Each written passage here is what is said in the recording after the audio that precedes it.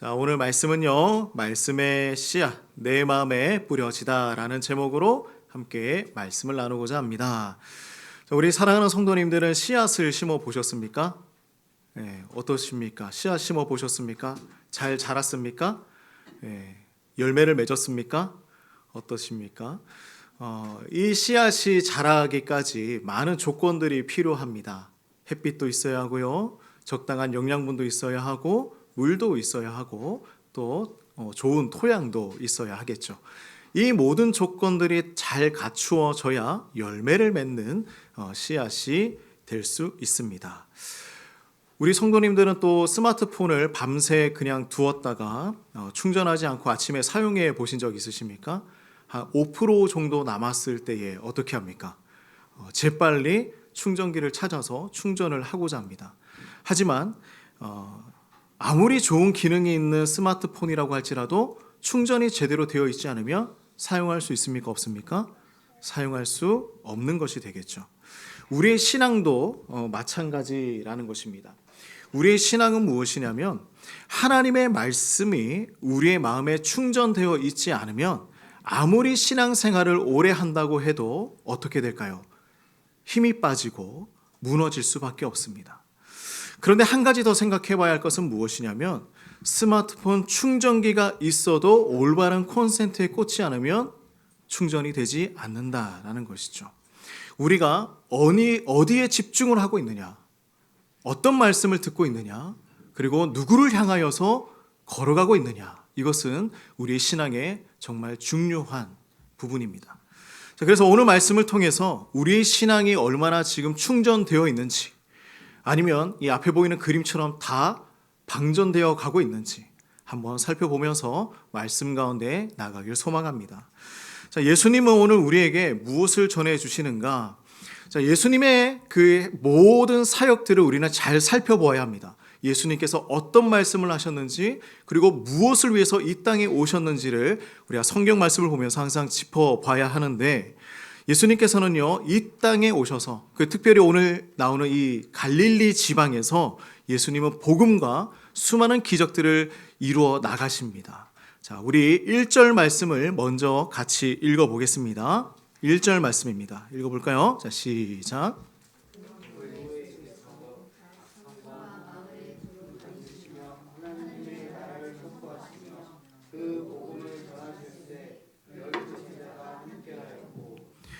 네, 예수님께서 성과 마을을 두루 다니셨다.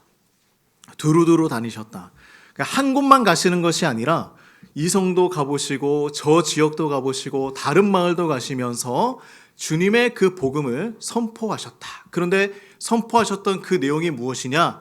하나님의 나라에 대한 것이다. 그래서 이것이 복음이다라고 말씀을 하십니다. 이것을 계속해서 전해주고 있었는데, 우리가 보면 예수님께서 복음을 전하실 때에 참 중요한 부분이 있어요. 뭐냐면 도시뿐만이 아니라 정말 교육 수준이 다르고 또 생활 수준이 다른 그 모든 지역을 다니시면서 복음을 전하셨다라는 거예요. 복음은 도시든 어촌이든 농촌이든 어디에나 전파되어야 하는 것이 복음입니다. 우리가 교회 안에서도 이런 모습들이 많이 있어요. 뭐냐면 파벌이 조금씩 나누어지기 시작합니다. 우리가 보통은 이제 좀 중대형 교회에 이런 모습들이 많이 있죠. 학벌에 따라서, 아니면 나의 어떤 재정적인 상황에 따라서, 아니면 나의 어떤 정치적인 성향에 따라서 이렇게 파벌이 나누어져서 신앙생활을 하는 모습들을 많이 발견할 수가 있습니다. 그런데 오늘 복음을 살펴보면요, 예수님께서 말씀을 전하실 때에, 복음을 전하실 때는 그렇지 않았다. 누구에게나 동일하게 그 하나님의 나라에 대해서 가르쳐 주셨다. 그러므로 우리도 이 복음의 물결이 한 곳에 고이지 않고 흘러갈 수 있도록 만들어야 합니다. 울타리를 뛰어넘어야 하는 것이겠죠. 그죠? 울타리를 뛰어넘어야 합니다. 그래서 우리가 다음 구절 말씀을 잘 살펴보아야 하는데요, 우리 성경을 읽으면서 이런 생각을 많이 하게 돼요. 남성 위주의 기독교인가요? 이렇게 생각할 수 있거든요. 근데 그렇지 않습니다. 오늘 말씀에는 예수님의 사역을 도와주었던 많은 여인들의 이야기가 나오고 있습니다. 자, 2절과 3절 말씀을 같이 읽어볼까요? 2절입니다. 시작. 또한 악기를 쫓아내심과 병 고침을 받은 어떤 여자들 곧 7 귀신이 막달라인이라는 마리아와 헤롯의 청지기 구사의 아내 요한나와 수산나와 다른 여러 여자가 함께하여 자기들의 소유로 그들을 섬기더라 라고 말씀을 하고 있죠. 여러 여인이 나오고 있습니다. 악기와 질병에서 고침을 받은 여인들이 있었는데 7 귀신이 나간 막달라 마리아. 근데 이 막달라 마리아는요, 예수님께서 십자가에 못 박히시는 장면을 함께 지켜보았던 여인이었고, 예수님의 그 시체가 놓여 있는 곳을 보았던 사람이었고, 안식일 첫날 새벽 예수의 그 시체에 기름을 바르기 위해서 아침 일찍 일어나서 가던 그 여인 중에 한 사람이었습니다. 그리고 부활하신 예수님께서 자신의 모습을 제일 먼저 보여주었던 여인이 바로 이 막달라 마리아였어요. 대단하지 않습니까? 네, 예수님의 모든 순간에 함께하는 그 여인이었습니다. 헤롯의 청지기 구사의 아내 요한나라고 나오죠. 이 요한나는 천사로부터 예수의 부활 소식을 최초로 들었던 여인이었습니다. 자, 그리고 수산나라는 이 이름은 이곳에서만 기록이 되고 있는데 정확한 그 정보와 내용들은 다른 곳에서는 없습니다. 그러나 하나 알 수 있는 것은 무엇입니까? 예수님의 모든 사역을 함께 동참하고 도왔던 여인이었다. 그리고 다른 여러 여자가 함께 이 일을 진행했다라고 기록을 하고 있죠. 사실 재미난 이야기는 무엇이냐면 이 복음서 말씀을 보면요, 여성들이 그리스도를 거부하거나 그의 원수가 되었다라는 내용은 한 군데도 없어요. 어떤 여인이 예수의 원수가 되었다, 한 군데도 없습니다. 그리스도를 거부하고 원수가 된 사람들은 전부 남성들이었어요. 재미지 않습니까? 이 성경의 내용이 그렇습니다. 이 여성들은 그리스도께서 바라시는 그 믿음의 반응을 보여주었던 여인들이었어요. 그래서 예수님께서 함께 하는 그 모든 사역들을 동참하고 도왔던 여인이었죠. 예수님의 십자가의 죽으심과 부활하심을 함께 경험했던 여인들이었습니다. 자, 그래서 이 여인들은 예수님을 만남으로 인하여서 자신들의 문제를 해결받았고요, 그로 자신들의 모든 소유로 예수님을 섬기는 삶을 살게 된 것이죠. 사실 그렇습니다. 우리가 참된 헌신의 삶은 어떻게 살 수 있느냐라는 것입니다. 우리가 어떻게 헌신된 삶을 살아가게 되느냐. 예수님께 병고침을 받고 귀신에게 자유롭게 되고 이런 정도의 어떤 외형적인 모습이 바뀌어졌기 때문에 예수님을 믿고 따를까요? 내가 헌신을 할까요? 성경에는 10명의 나병 환자가 있는데 그 중에 9명은 10명 다 예수님께 고침을 받고 한 명만 돌아와서 예수님께 감사하다고 고백한 사람도 있었습니다. 솔직히 우리가 병고침을 받았다고 해서 예수님을 온전하게 믿느냐? 그것은 아니에요. 실제적으로 인격적으로 예수님을 만난 사람이 헌신의 삶을 살게 된다라는 것입니다. 예수님을 인격적으로 만난 사람이 헌신의 삶을 삽니다. 예수님과의 만남을 통해서 이것이 일어나는 거예요. 우리가 아직 예수님을 인격적으로 만나지 못하고 경험하지 못한 성도님들이 있다면 말씀과 기도로 예수님을 인격적으로 만나시기를 간절히 소망합니다. 이렇게 복음을 전하시던 예수님에게 많은 사람들이 몰려들기 시작했습니다. 우리 4절 말씀을 읽어볼까요? 시작. 각 동네 사람들이 예수께로 나와 큰 무리를 이루니 예수께서 비유로 말씀하시되, 예수님은 비유로 말씀하시는 것을 좋아하셨습니다. 예수님은 청중들이 잘 이해하고 생각할 수 있도록 오늘 비유로 말씀을 하시는데, 이 비유는 씨 뿌리는 사람에 대한 내용이었습니다. 먼저 씨를 뿌리고 그 다음에 밭을 가는 팔레스타인의 그 문화를 가지고 설명을 하고 있는 것이죠. 예수님은 언제나 생활에 가까운 내용으로 말씀을 전하셨습니다. 이렇게 말씀을 전하실 때 언제나 가까이에 계신 분이시죠. 자, 이런 예수님이 우리에게 어떤 말씀을 전해주고 계시는가? 자, 한번 살펴봅시다. 오늘 말씀에는요, 3가지의 핵심 단어가 나옵니다.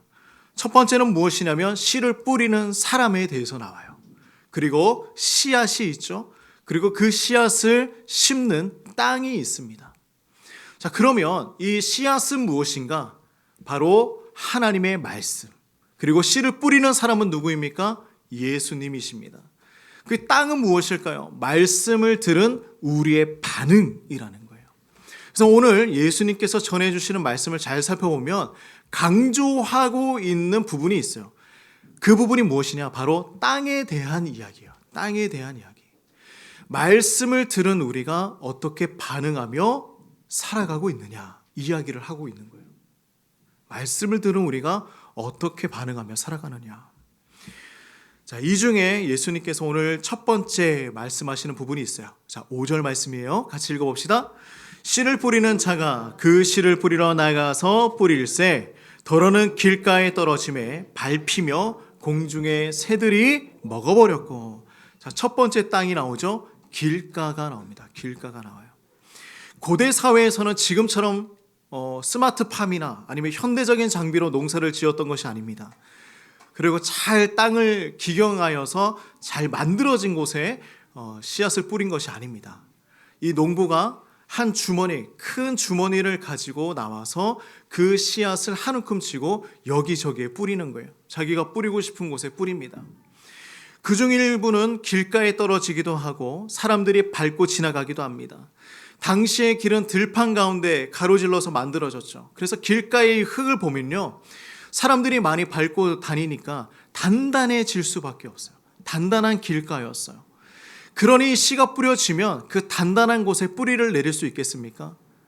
너무나 어려운 일이에요. 뿌리를 내릴 수가 없는 거예요. 뿌리를 내리려고 조금 하니 사람이 와서 밟아버리고 하늘의 새들이 와서 그것을 먹어버렸다. 오늘 말씀을 하고 있죠. 도대체 이것이 무슨 말씀인가? 심지어 제자들도 예수님의 이 비유의 말씀을 몰라서 다시 한번 질문하고 있는 거예요. 예수님, 무슨 뜻인가요? 우리에게 가르쳐 주시옵소서. 자, 그래서 11절과 12절 말씀에 예수님께서 이 비유를 풀어주십니다. 같이 한번 읽어봅시다. 시작. 이 비유는 이러하니라. 씨는 하나님의 말씀이요 길가에 있다는 것은 말씀을 들은 자니 이에 마귀가 가서 그들이 믿어 구원을 얻지 못하게 하려고 말씀을 그 마음에서 빼앗는 것이다 라고 말씀을 합니다. 자, 농부가 뿌린 이 씨앗은요 바로 하나님의 말씀이었어요. 하나님의 말씀입니다. 길가에 있다는 것은 말씀을 들은 사람들인데요, 말씀은 들었는데 그 말씀이 마음속으로 침투하지 못하는 거예요. 말씀이 들려오면 그 말씀이 들려올 때마다 팅팅팅 이렇게 반사되어서 나가버리는 것입니다. 사라지는 거예요. 들어오지를 못하는 거예요. 마치 우리가 방탄조끼를 입고 있는 것처럼 말씀이 들어오지 않는 것입니다. 하나님의 말씀을 받아들이지 않고 거부합니다. 보류합니다. 아, 됐어요. 저 조금 있다가, 아니면 다음에 말씀 듣겠습니다. 그렇게 이야기를 하는 거예요. 씨를 밟는 사람이 있고 공중에 새들이 있었다고 합니다. 이것은 무엇이냐? 나에게 지금 들려오고 있는 말씀을 빼앗는 거예요. 나에게 주신 말씀을 마귀가 훔쳐가는 것입니다. 말씀이 들려오고자 하는데 내 마음 앞에서 이 말씀을 훔쳐가는 거예요. 가지고 가버리는 거예요. 그래서 하나님의 말씀이 내 마음에 어떻게 됩니까? 절대로 들어오지 못하는 거예요. 이런 경험 있지 않으십니까? 하나님의 말씀이 내 마음에 들려오지 않을 때, 그리고 내가 그 말씀을 거부하고 있을 때. 자, 두 번째는 이런 상태입니다. 6절 말씀이에요. 읽어봅시다. 더러는 바위 위에 떨어짐에 싹이 났다가 습기가 없으므로 말랐다. 자, 사실 씨앗은 어때요? 모두 같은 씨앗입니다. 그죠? 누구에게는 해바라기 씨 주고 누구에게는 장미 씨앗을 주고 이런 것이 아니에요. 다 동일한 씨앗을 뿌렸던 것입니다. 그런데 그 뿌려진 땅이 다른 거예요. 차이가 있는 것은 땅의 상태입니다. 이번에 씨앗은 어디에 뿌려졌습니까? 바위 위에 떨어졌어요. 얇게 그래도 깔려있는 흙이 있습니다. 그 떨어진 씨앗은 조금은 자라기는 시작하는데 지금 뭐라고 합니까? 습기가 없어서 다 햇빛에 물이 말라버려서 이내 메마르고 말았다. 자, 이 말씀은 무슨 의미일까? 우리 13절 말씀 예수님께서 풀어주시는 말씀을 한번 들어봅시다. 13절 같이 읽어봅니다. 시작. 바위에 있다는 것은 말씀을 들을 때에 기쁨으로 받으나 뿌리가 없어 잠깐 믿다가 시련을 당할 때에 배반하는 사람이다 라고 말씀을 합니다. 말씀을 들을 때는 엄청 기뻤어요. 그래, 이것이 나에게 주시는 말씀이야. 내가 이 말씀 붙들고 살아간다면 나는 승리할 수 있어. 나에게 기쁨이 넘칠 수 있어. 복음에는 생명력이 있어요. 말씀에는 생명력이 있습니다. 그래서 말씀을 우리가 듣게 되면 내 안에 꿈틀거리는 하나님의 터치, 하나님의 만지심이 있어요. 그래서 내 삶이 변하는 거예요. 그래서 복음의 내용을 아주 기쁘게 받아들입니다. 감정에 이끌리는 대로 말씀을 받습니다. 신앙을 고백해요. 즐거워하며 행복해합니다. 자, 그런데 한 가지 조건이 있죠. 우리의 그 연약한 신앙으로 인하여서 고통과 낙심과 핍박과 박해가 찾아왔을 때에, 시험을 받았을 때에 기쁨이 사라지기 시작하는 거예요. 내가 주님의 말씀이 내 삶의 전부라고 느끼면서 살아왔고 그것이 기쁨이 되었는데 잠깐 고난이 오니까, 잠깐 나에게 뜨거운 햇빛이 와서 그 좋은 것들이 말라버리니까 기쁨이 사라지는 거예요. 식어버립니다. 신앙의 뿌리가 너무나 낮은 거예요. 그래서 우리는 예수님을 멀리하거나 아니면 거부하게 됩니다. 자, 성경 속에 한 인물이 있었죠. 예수님을 만나러 나온 한 인물이 있었습니다. 모든 소유를 팔아서 가난한 사람들에게 나누어 주고 나를 따라와라 라고 했던 부자 청년. 반응이 어땠습니까? 근심하며 돌아갔습니다. 예수님을 따라가지 않았어요. 이 청년의 모습이 생각나지 않으십니까? 우리의 신앙은요, 고난과 환난이 왔을 때에 증명되는 거예요. 우리의 신앙은 고난이 딱 닥쳐오면 내 신앙이 어떤지를 알 수가 있습니다. 그때 우리의 신앙이 정금과 같이 굳게 되기를 주님의 이름으로 축복합니다. 세 번째 상황을 한번 살펴봅시다. 이 부분이 좀 중요해요. 잘 살펴봅시다. 자, 7절입니다. 시작. 더러는 가시떨기 속에 떨어짐에 가시가 함께 자라서 기운을 막았다. 자, 뿌려진 씨 중에서 얼마는 가시떨기 속에, 가시덤불 속에 떨어졌다고 합니다. 그래서 가시덤불은 모든 것을 막아내기 시작하는 거예요. 싹이 자랄 수 없도록 영양분도 뺏어가고 물도 뺏어가고 빛도 뺏어갑니다. 공간도 차단해 버립니다. 예수님이 말씀하시는 의미는 무엇일까? 같이 읽어볼까요? 14절입니다. 시작. 가시떨기에 떨어졌다는 것은 말씀을 들은 자이나 지내는 중 이생의 염려와 재물과 향락에 기운이 막혀 온전히 결실하지 못하는 자다라고 말씀하십니다. 자, 모든 마음밭에 같은 하나님의 말씀이 뿌려졌는데 사람들은 이 말씀을 듣고 말씀을 받아들였어요. 자신들의 삶의 말씀이 뿌리 내리도록 노력하고 있습니다. 뿌리 내리도록 노력해요. 이제 씨앗이 뿌려졌고 말씀이 내 삶에 들어왔으니 이제 뿌리를 내리면서 내가 잘 자라가야지라고 노력을 합니다. 하지만 이 삶을 살아가던 중에 어떤 일들이 일어나는 거예요. 문제가 발생하기 시작합니다. 가시가 자라나서 양분과 수분과 빛과 공간을 차단해 버리기 시작하는 거예요. 예수님은 이런 사람들의 상황을 이렇게 표현하시죠. 세상적인 염려, 재물이 주는 거짓 안정감, 물질에 대한 욕망이 사람들을 넘어뜨리기 시작했다라는 것입니다. 우리는 신앙생활을 너무나 잘하고 있었어요. 뿌리도 깊게 내려지고 있었습니다. 그런데 무엇이 찾아옵니까? 나를 넘어뜨리려고 하는 염려, 걱정, 근심, 재물에 대한 그 욕망, 이 모든 것들이 내 삶을 가로막기 시작하는 거예요. 나와 하나님과의 이 관계는 1대1의 정말 직선도로였어요. 직선도로였어요. 그런데 염려가 발생하니까 점점 이 도로가 바로 보이지 않고 뿌옇게 보이는 거예요. 안개가 쌓이기 시작합니다. 하나님이 보이지 않기 시작해요. 지금 내 눈앞에 있는 이 재정을 먼저 해결해야지. 내 눈앞에 있는 이 문제를 먼저 해결해야지. 하나님, 제가 이 안개가 조금 더 거치면 하나님께 다가가겠습니다. 조금만 기다려주세요. 근데 시간이 지나면 지날수록 어떻게 됩니까? 이 안개가 더 짙어지는 거예요. 더 짙어져요. 거쳐지지 않아요. 오늘 예수님께서 이 말씀을 하고 있는 것입니다. 우리가 이런 거예요. 뭐냐면 우리 친구들이 공부 열심히 하잖아요. 공부를 하려고 뭔가 일을 하려고 책상 앞에 앉았어요. 근데 이 책상이 너무 지저분한 거야. 내 문제집을 놓을 자리도 없고 뭔가 이렇게 할 자리가 하나도 없는 거예요. 그래, 지금은 우선 내 책상을 깨끗하게 정리하고 공부를 시작해야지. 근데 책상을 정리하다 보면 어떻게 됩니까? 1시간, 2시간 계속 정리만 하는 거예요. 계속 책상을 정리해요. 결국에는 해야 할 공부를 할 수 있어요, 없어요? 네.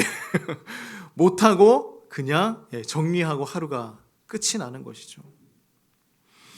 우리의 신앙도 그런 거예요. 뭐냐면 하나님께 집중하고 싶은데 삶 속에서의 그 세상의 걱정과 유혹이 우리를 방해하는 거예요. 신앙을 성장시키기 위해서는 가장 중요한 게 뭔지 아십니까? 이 하나님 앞에 나아가는 이 부분을, 가시덤불을 먼저 제거해야 되는 거예요. 가시덤불을 제거하고 주님 앞에 나아가야 하는 것입니다. 내 마음에는 신앙을 방해하는 이 가시덤불이 무엇인가 한번 돌아보길 소망합니다. 자, 8절 말씀, 마지막 비유인데요. 계속해서 예수님은요, 안 좋은 땅만 얘기하지 않으십니까? 그죠? 가시덤불, 길가, 돌바. 그런데 한 가지 남은 게 있죠. 자, 8절 말씀 읽어봅시다. 시작. 더러는 좋은 땅에 떨어짐에 나서 100배의 결실을 하였느니라. 이 말씀을 하시고 외치시되 들을 귀 있는 자는 들을지어다. 아멘. 아무 결실도 거두지 못한 채 시들어버리는 씨앗도 있었지만 열매를 맺는 씨앗이 있었다. 그 열매들은 어디에 떨어진 씨앗입니까? 좋은 땅에. 근데 좋은 땅에 떨어지니까 열매가 100배나 열매를 맺게 되었다라고 말씀을 하고 있죠. 자, 15절 말씀을 읽으면서 우리 같이 한번 풀어봅시다. 시작. 좋은 땅에 있다는 것은 착하고 좋은 마음으로 말씀을 듣고 지키어 인내로 결실하는 자다. 예수님의 풀이가 정말 놀랍지 않습니까? 좋은 땅에 있다라는 것은 좋은 마음으로 무엇을 하는 것이다? 말씀을 듣고 지키고 인내로 열매를 맺는 사람이다. 자, 말씀을 듣고 지키고 인내로 열매를 맺는 사람. 하나님의 말씀을 믿고 예수님께서 나의 인생에 변화를 일으켜 주시도록 기꺼이 마음을 열어드리는 사람이에요. 주님, 내가 모든 것을 열어서 나의 모든 삶을 들여서 주님의 말씀을 들으며 살아가겠습니다. 나에게 들려주시옵소서. 예수님께서 말씀하시며 언제라도 준비가 되어서 열매를 맺을 수 있는 사람이죠. 그죠? 예수님의 말씀을 듣는 사람이죠. 자, 요즘에는 유튜브나 인스타그램을 보면요, 우리가 좋아하는 컨텐츠가 자동으로 추천이 돼요. 그죠? 그런데 한번 생각해 보시기 바랍니다. 우리가 늘 세상의 가치관과 그 세상의 이야기들만 보고 듣는다면 우리의 마음은 무엇으로 채워지겠습니까? 그죠? 선택해주는 그 수많은 영상들만 바라보고 있다면 우리의 생각과 가치관과 마음은 무엇으로 채워지겠습니까? 신앙도 마찬가지예요. 우리가 무엇을 듣고 무엇을 마음에 듣느냐에 따라서 우리 신앙이 달라질 수밖에 없어요. 내가 하나님의 말씀으로 매일 채워지고 있습니까? 우리가 하나님의 그 은혜로 날마다 채워지고 있습니까? 하나님께서 주시는 것들에 대해서 감사하는 고백으로 내 삶을 채워나가고 있으십니까? 그래야 우리의 삶이 변화되는 거예요. 세상의 수많은 소리를 듣다 보면 그 생각만 우리의 머릿속에 가득합니다. 그러나 하나님의 말씀으로 내 삶을 채우기 시작하면 하나님의 말씀이 내 삶을 채우기 시작할 거예요. 이것이 진리예요. 그렇지 않습니까? 좋은 땅이 되려면 하나님의 말씀을 지속적으로 우리는 들으면서 살아가야 하는 것입니다. 좋은 땅은 뭐예요? 좋은 마음으로 하나님의 그 말씀을 듣고 지키고 나아가는 것이라고 분명하게 말씀하고 있습니다. 우리의 삶에는요, 여러 종류의 땅이 있을 수 있어요. 어느 한 영역에는 가시덤불이 있을 수 있고요. 어느 한 영역에는 길가가 있을 수 있습니다. 어느 한 영역에는 정말 그 자갈밭과 같이 돌덩어리 같은 그러한 삶을 살아가고 있을 수도 있어요. 그런데 우리가 어떤 땅으로 바꾸어 나가야 합니까? 좋은 땅으로 바꾸어 나가야 해요. 가시덤불이 있으면 가시덤불을 치워버려야 합니다. 돌덩어리가 그 삶의 영역에 있으면 돌덩어리 파내야죠. 파내서 좋은 땅으로, 열매 맺는 땅으로 만들어 나가야 하는 것이겠죠. 우리가 정말 예수님이 좋아서 이 자리에 있지 않으십니까? 우리의 신앙을 더 자라가게 하기 위해서 이 자리에 나오지 않으셨습니까? 우리가 예수님을 사랑하기 때문에 이곳에서 예배하고 있지 않으십니까? 하지만 우리가 예수님을 믿고 예배하는 이유가 단순히 나의 문제를 해결하거나 나의 인생을 더 즐겁게 해주는 것을 위해서 이 자리에 있다면 우리는 가시덤불 밭에 있는 것과 동일한 것입니다. 예수님께서 나에게 주시는 그 감동이, 그 은혜가, 그 열정이 사라진다고 해도 우리는 여전히 예수님을 사랑할 수 있으십니까?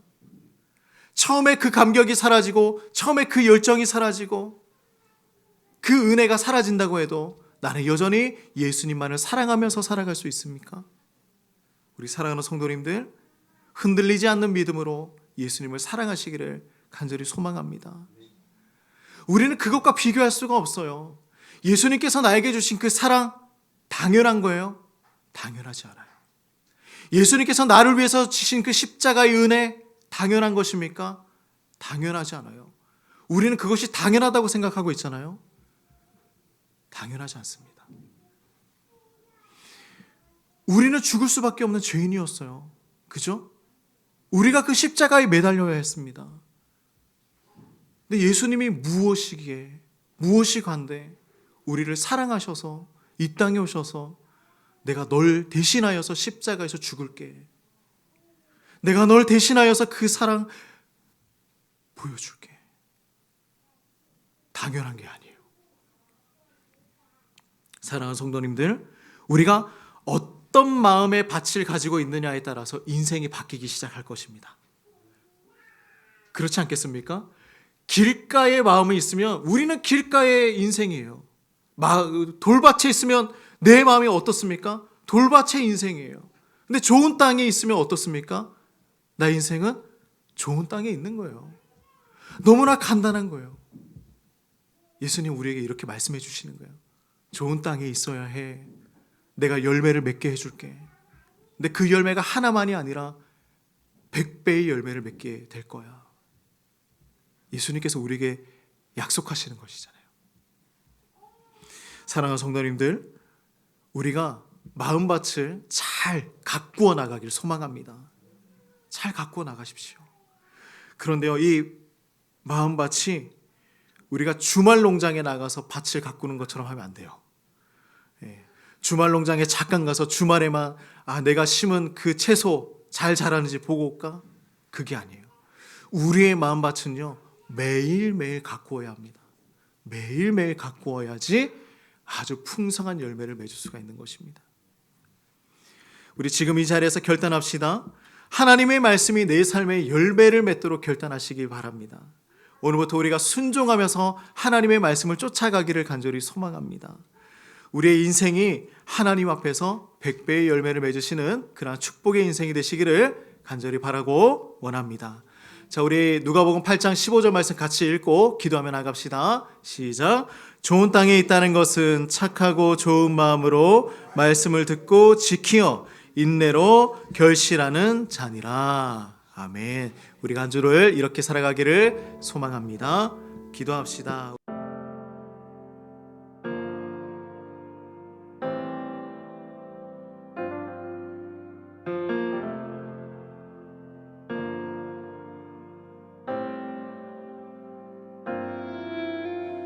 우리는 하나님의 자녀, 주 사